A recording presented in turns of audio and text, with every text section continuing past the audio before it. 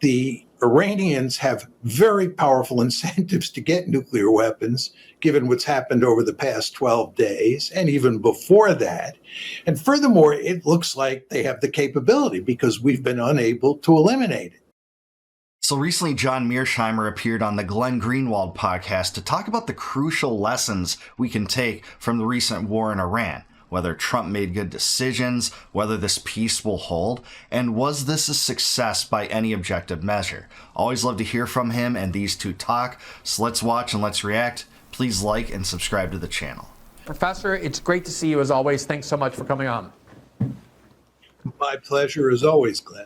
All right, so I was thinking about the trajectory of your appearances here, and I start with this a lot because it seems like it kind of paralleled what has actually happened. I remember after October 7th, one of the things we most frequently discussed was the danger that the Israeli destruction of Gaza, which the U.S. paid for and armed, could then lead to broader regional conflict. We talked about the possibility that they would then attack Hezbollah, that they could do something in Syria to destabilize Syria. And ultimately, the biggest concern was that it could then lead to what was the cherry on top of the cake for the Israelis, which was a U.S. and Israeli attack on Iran, which we now have witnessed over the last 2 weeks.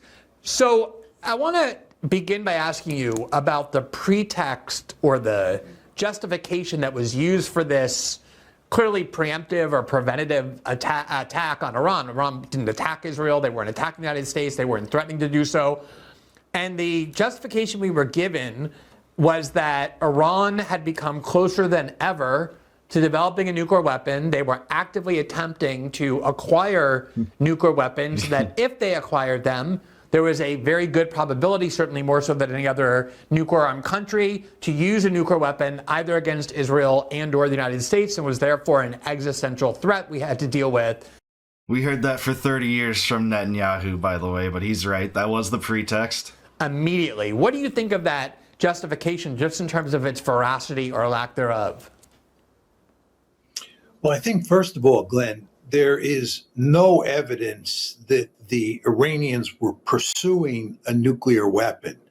And I think almost all the intelligence agencies agree on that. And the IAEA, the inspectors who have been in there for a long time, watching very carefully what the what the Iranians have been doing, agree that they're not pursuing a bomb.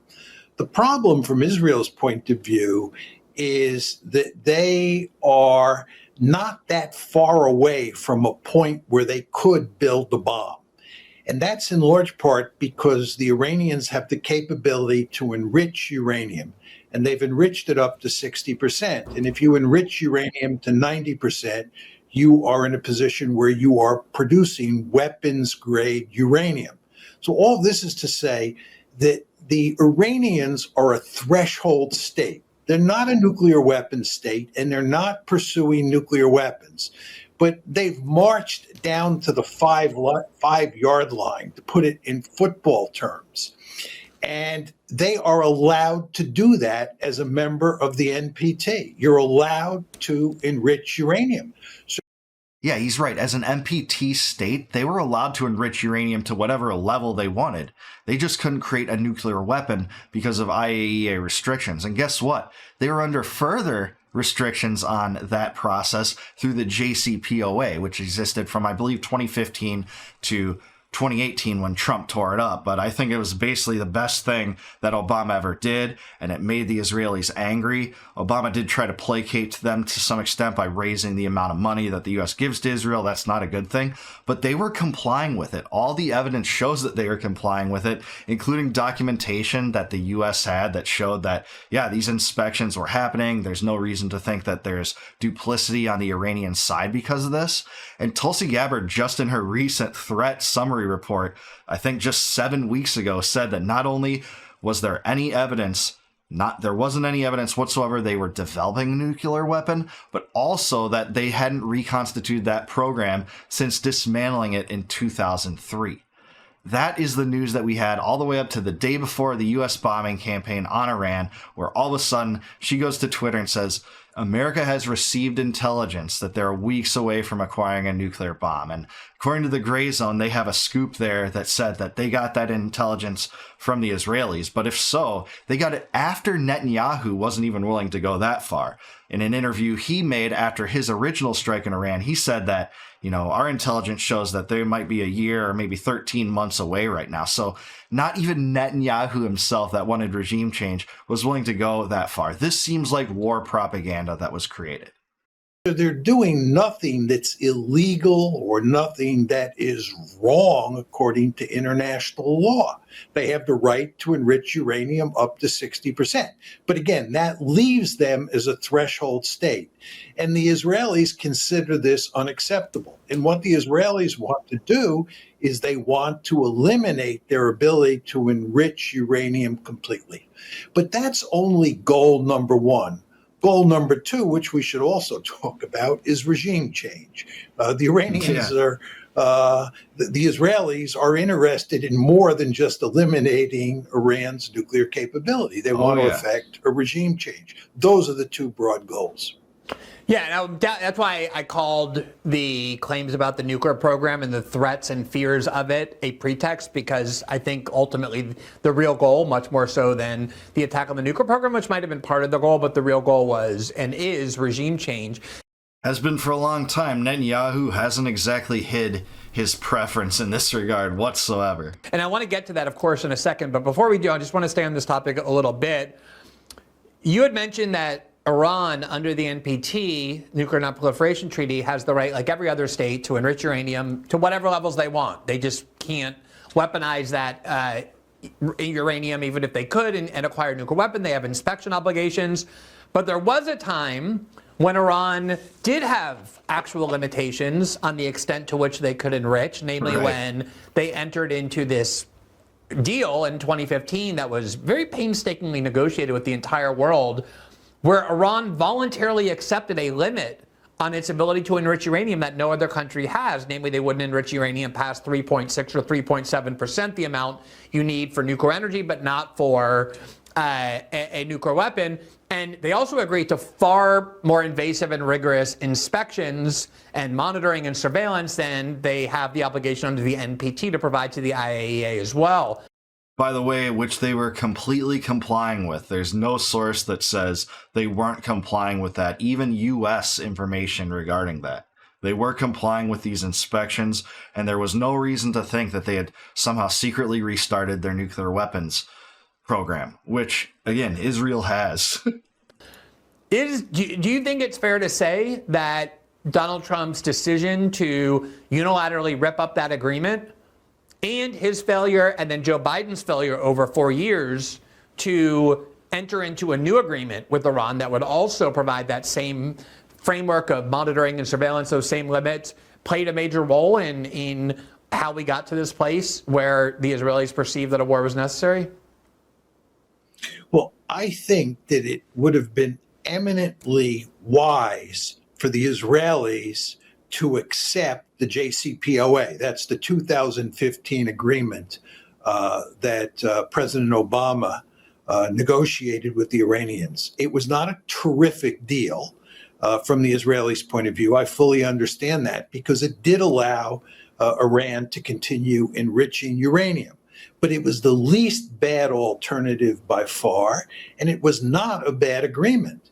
And I think, just to pick up on what you were saying, that President Biden and now President Trump would have been wise to have gone to a new variant of the JCPOA.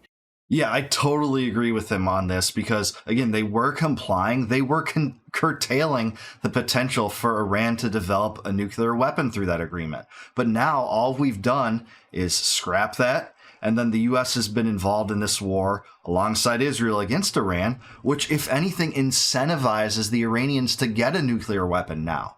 What do you think they're going to do? They were backed into a corner by that alliance, by the U.S. and Israel. They were attacked by Israel. They were bombed by the United States. They showed remarkable restraint in the reprisal, which they tipped Trump off to, by the way.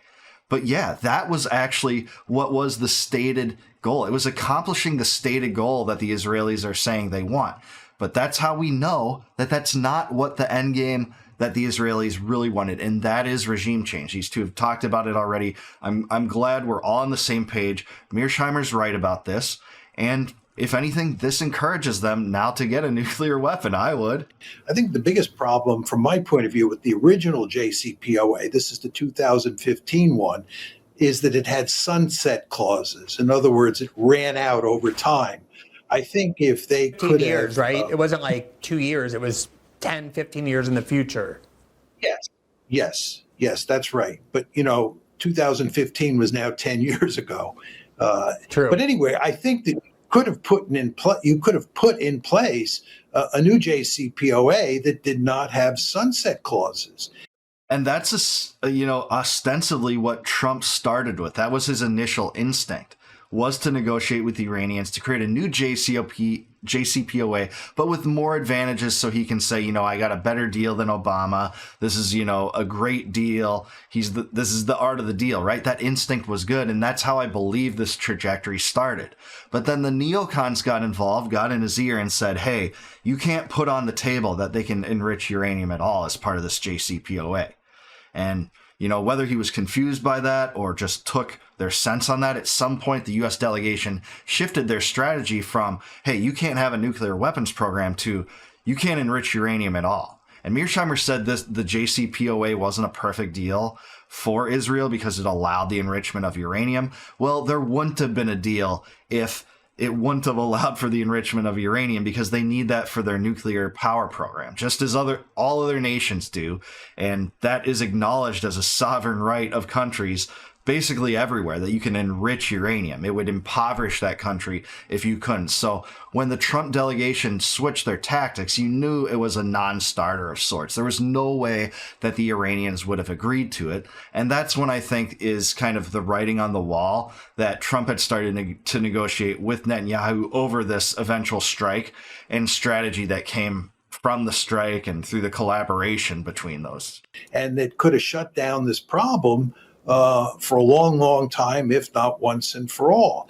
I think at the same time, what you had to do is you had to take your gun sights off the Iranians. The problem is that the Israelis and the Americans have their gun sights on Iran, which gives them a very powerful incentive to be a threshold nuclear state, which is why they want to be able to enrich all the way up to weapons-grade material. But if you took away the threat and you took away the sanctions and you tried to have some sort of rapprochement with the Iranians, I think the JCPOA would work very well.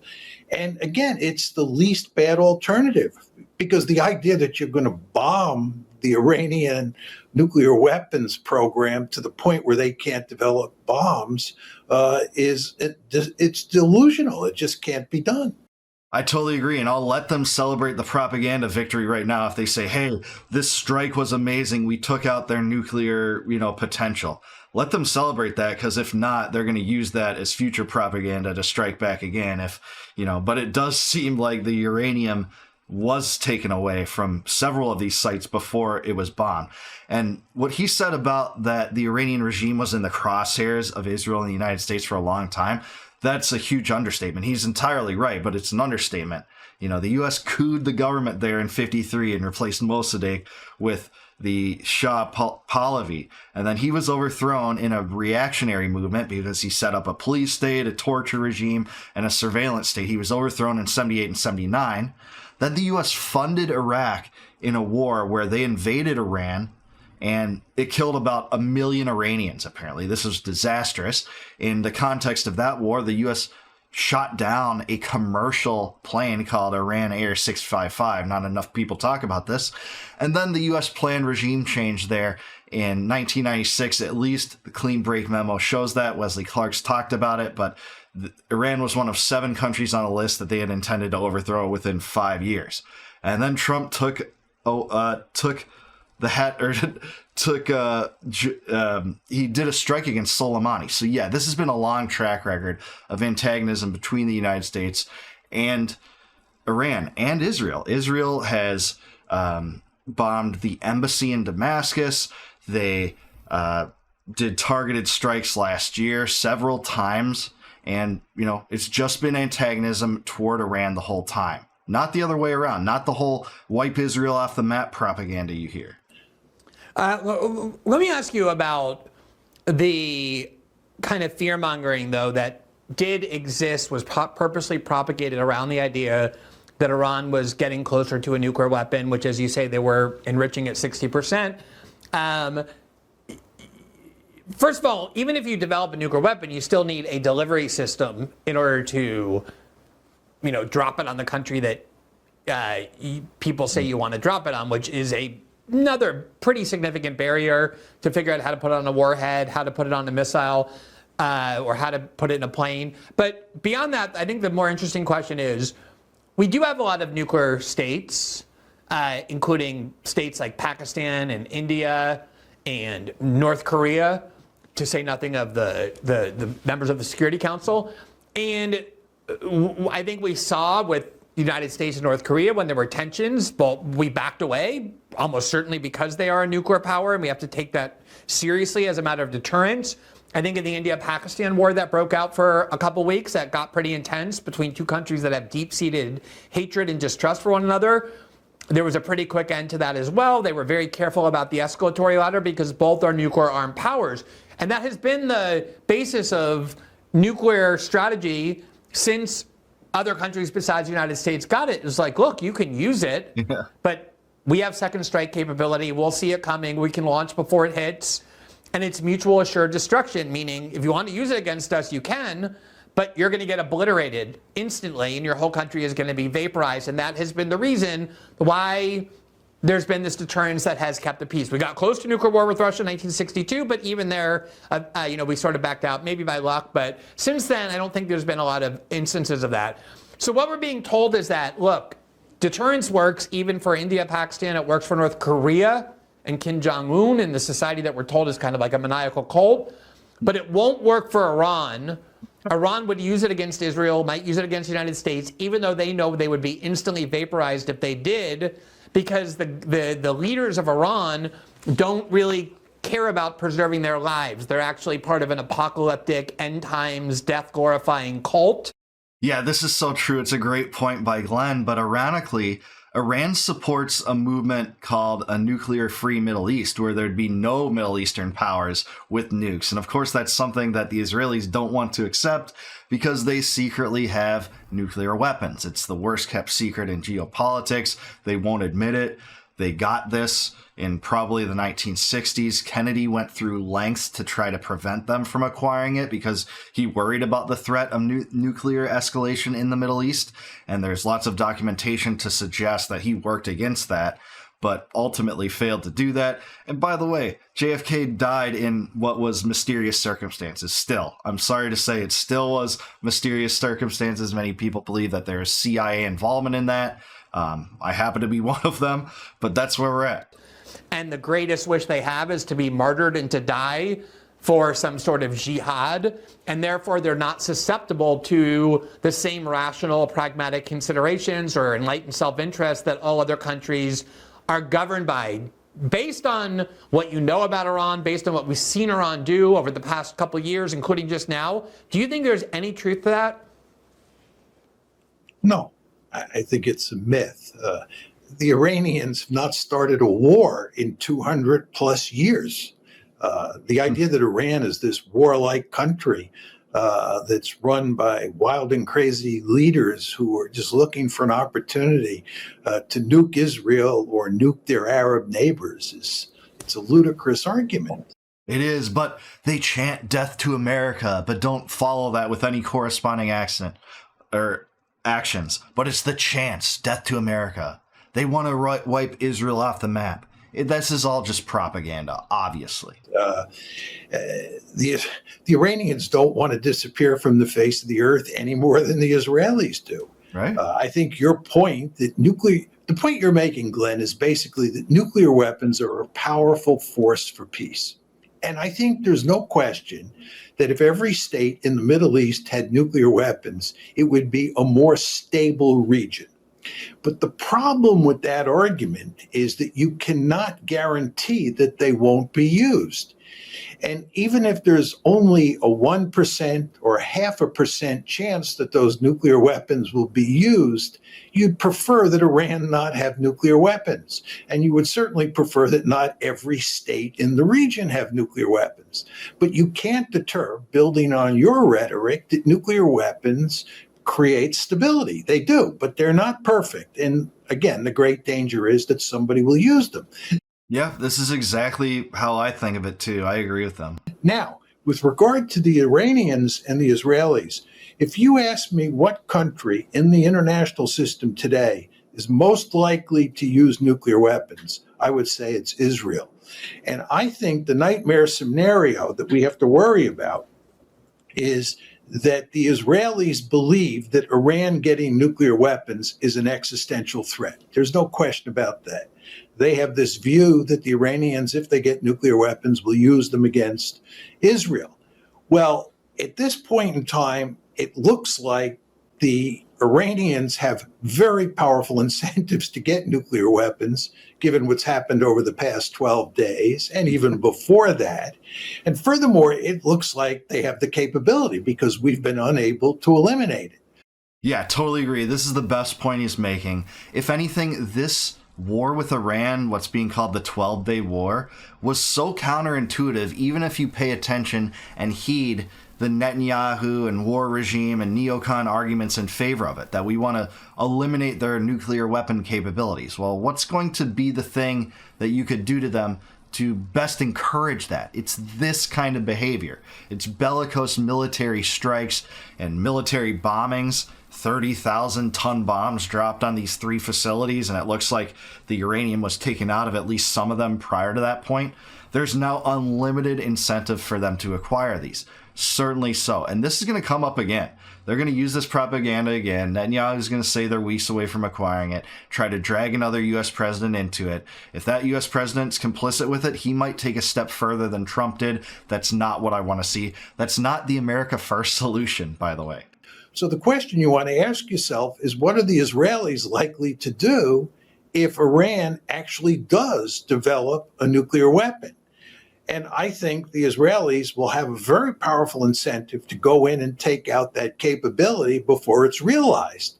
And the question then you have to ask yourself is, how can they do that? And it's quite clear that the only way they can do it is with nuclear weapons.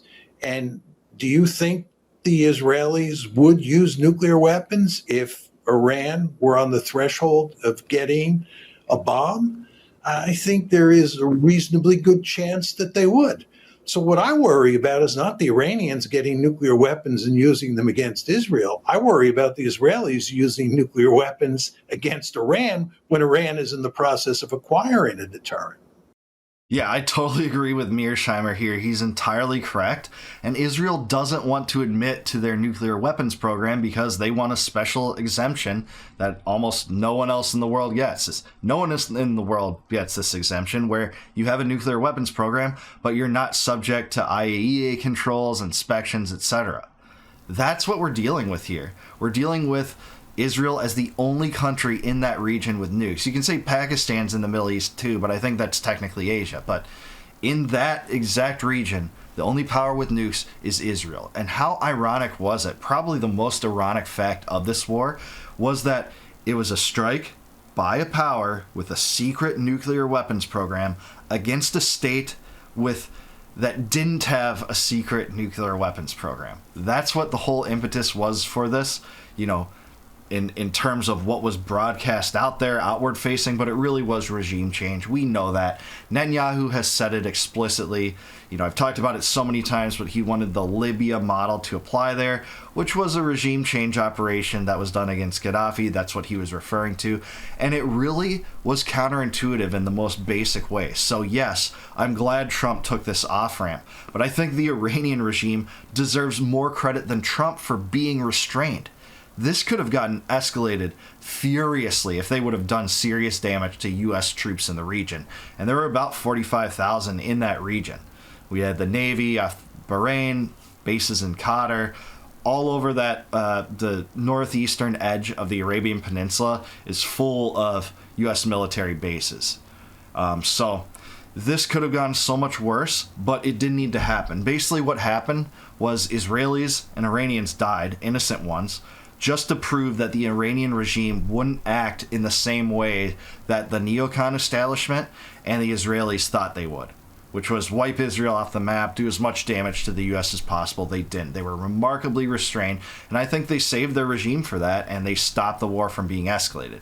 Yeah, credit to Trump, where there were neocons in his ear, and he took this off-ramp. That is good, and I hope this ceasefire holds. But what do you think? Do you think Mearsheimer's right? Was he right about what the ramifications of this are, whether it was successful, etc.?